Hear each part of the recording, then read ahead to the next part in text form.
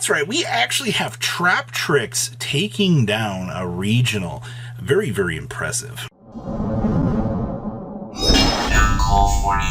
You guys smash the living crap out of that subscribe button so you guys don't miss out on more Oz content. Now, the reason why I'm covering this regional, this was essentially a locals, and I give my friend so much crap because this is literally a 5-round event, and he still couldn't top it. So I was like, you know what? I still want to talk about the regional. I'm excited to see that Traptrix did do an extremely good placement for this event. Second place is something that, you know, might not be exceptionally crazy for some people, but you still got to give it credit where it can.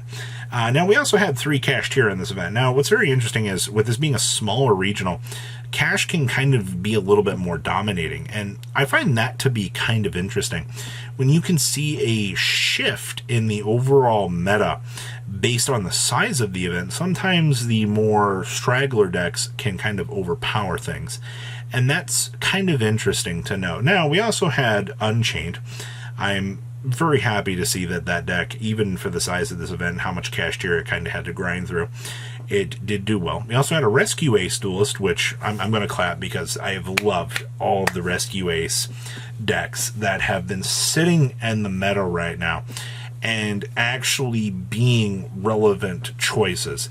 These decks are things that are really pressuring a lot of the meta and really doing a lot of work. So I think that's actually extremely cool to see at the end of the day. We also had some branded. Okay, I'm not all that shocked about that either. I mean, it's kind of hit or miss. And we also had some Math Mech out here as well. Whoa, Robbie, Math Mech? What are you talking about? Well, a lot of people kind of have forgotten how Math Mech actually functions. And it's one of those decks that you look at right now and you're like, oh, that's actually kind of interesting for what it can actually do. Let's pass on over to those deck lists. All right, so our first list we're going to be looking at here is actually our second place Traptrix list. We are playing Banishing Trap Hole, and we're actually playing Chain Hole as well. I can't tell you, the little more niche trap holes here, these don't really, in my opinion, see a lot of play. I think that these are really cool to see actually interacting with the deck, but okay, we're also only playing 1 copy of the best trap hole out here. Still, I have a personal vendetta against this card. It's too good.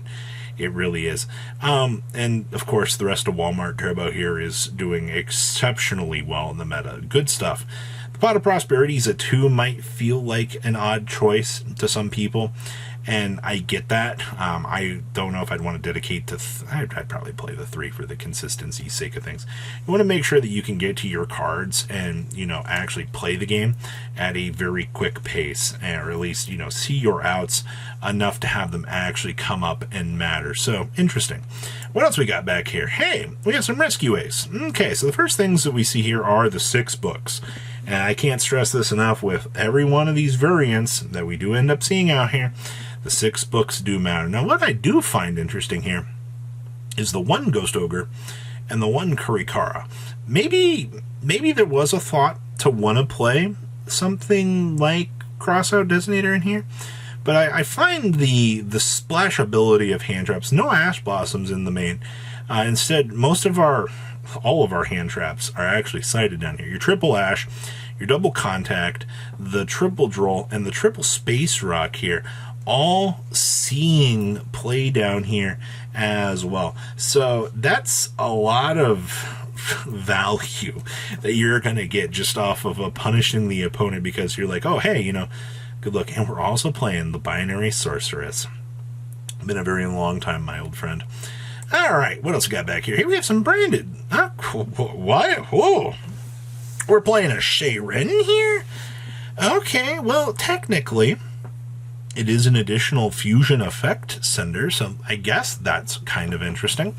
And we do see the fusion duplication down here as well. Now, I will tell you that I have enjoyed seeing fusion duplication start to see a little bit more play. But Robbie, it's a trap card. Traps are bad, you know, in the game. Sometimes they are. Sometimes they can be extremely slow, but this is another copy of Branded Fusion. during the opponent's turn, which can then turn on into another interruption. So if your opponent ashes this and you do see the fusion duplication, well, congratulations. You can now continue to combo extend on through the opponent's turn and set yourself back up to where you need to be. Or, just hand them the gimmick puppet and, proceed to keck all the way to the bank. A lot of cool things to really consider out here. All right, we have our first Math Mech deck out of this video. And the first thing I'm going to tell you here is the bridging the gap is still the most optimal way to play this. Please, if you're trying to play this deck without Small World, please seek attention somewhere else, please. I will say that the Santa Claus is a nice addition to the deck. So you essentially have an in-house searchable kaiju, so you can kind of laugh at your opponent and make sure that you can punish them all the way to the bank. We're also playing some Chaos Hunters down here as well. I don't really see this all that much. Chaos Hunter is a pretty good card when it wants to be, but the fact that, it is searchable off of the Small World, so that is kind of something to see. And then, of course, the G-Golem Crystal Heart and the Neo Tempest Terahertz here. Both of these cards getting some massive love out here. I like what I'm seeing here. I'm extremely happy to see that we are getting some value for this deck.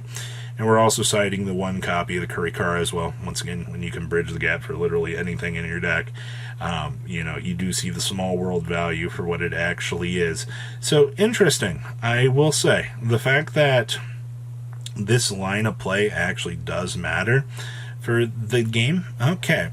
Next up here, we have some Kashtira shenanigans.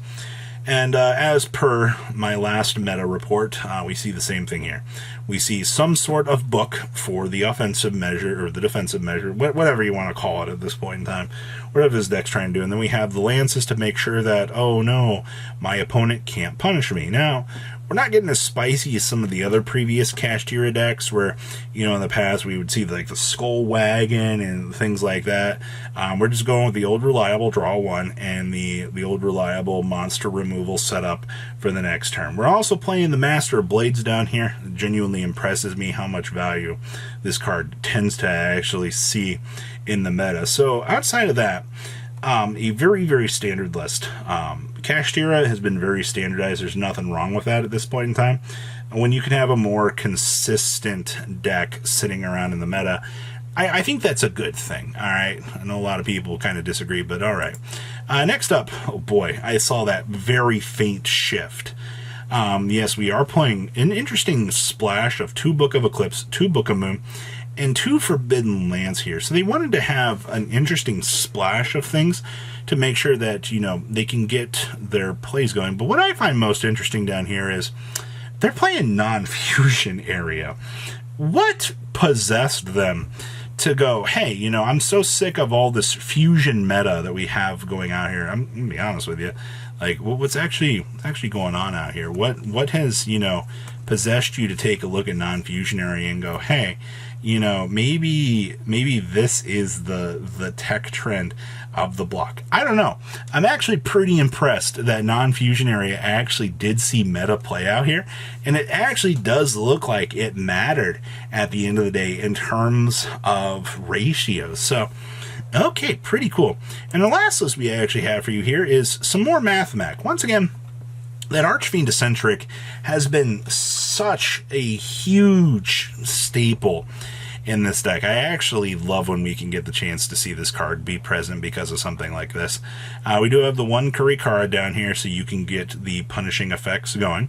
We are playing the one Talents, which I feel like is fine at this stage. And then we are playing the G-Golem, but we're not playing the Terahertz Dragon in here.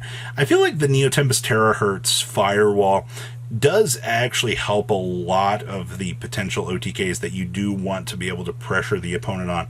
And to be honest with you, if you're not really taking advantage of that, I feel like you're just kind of running into issues at the end of the day. So take advantage of the good power cards. Take advantage of, these power plays that your deck has that actually matter to the meta. And that is all we have for this regional breakdown. So please, leave a comment down below. Tell me what you guys think. I'm genuinely impressed by how Math Mech was represented out of this event. I think that's definitely something to really consider out here is, hey, you know, maybe we should reconsider playing some Mathmech. It's been a little while, actually. Peace out, guys. Patrons, thank you.